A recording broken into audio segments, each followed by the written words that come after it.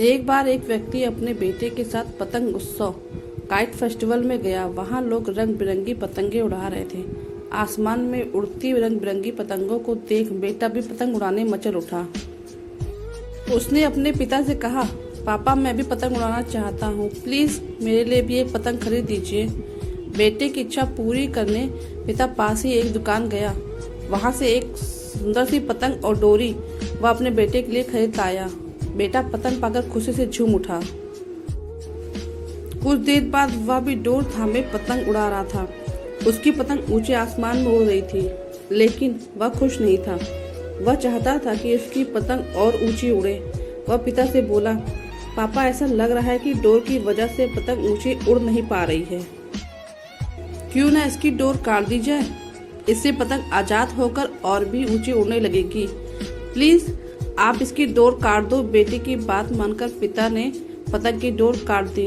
Door काटते ही पतंग ऊपर जाने लगी। यह देख बेटा बहुत खुश हुआ। लेकिन कुछ देर बाद पतंग ऊपर जाने के बजाय नीचे आने लगी और एक मकान की छत पर जा गिरी। बेटा यह देख हैरत में पड़ गया। उसने यह सोचकर पतंग की डोर काटी थी कि पतंग आसमान में और ऊंचा उड़ने लगेगी, लेकिन वह तो नीचे गिर पड़ी। पिता बोला, बेटा तुम्हें लग रहा था कि डोर पतंग को ऊंचा उड़ने से रोक रही है, जबकि वास्तव में ऐसा नहीं था। डोर तो पतंग का सहारा थी। हवा की गति अनुसार तुम डोर खींचकर या उसे ढील देकर पतंग को ऊंचा उड़ने में मदद कर रहे थे। लेकिन जब डोरी रूपी सहारा कट गया तो पतंग को मदद मिलनी बंद हो गई और वह नीचे गिर पड़ी। ऐसा जीवन में भी होता है। जीवन की ऊंचाइयों पर पहुंचकर हमें लगने लगता है कि परिवार, रिश्ते, दोस्त हमें बांध रहे हैं और सफलता की शिखर पर पहुंचने से रोक रहे हैं, लेकिन हम भूल जाते हैं कि वे हमें ऊंचाइयों पर ले जाने वाली डोर हैं। उनके नैतिक बल के बिना सफलता की उड़ान मुश्किल है। बेटे को अपनी गलती समझ आ गई।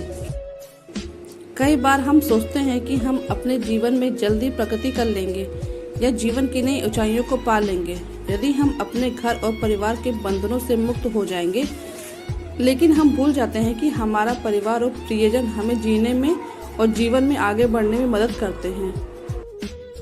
बुरे समय में परिवार और प्रियजन हमारा सहारा बनते हैं और हमें प्रेरित करते हैं। वे हमें बंधनों में नहीं जकड़ते बल्कि सहारा देते हैं।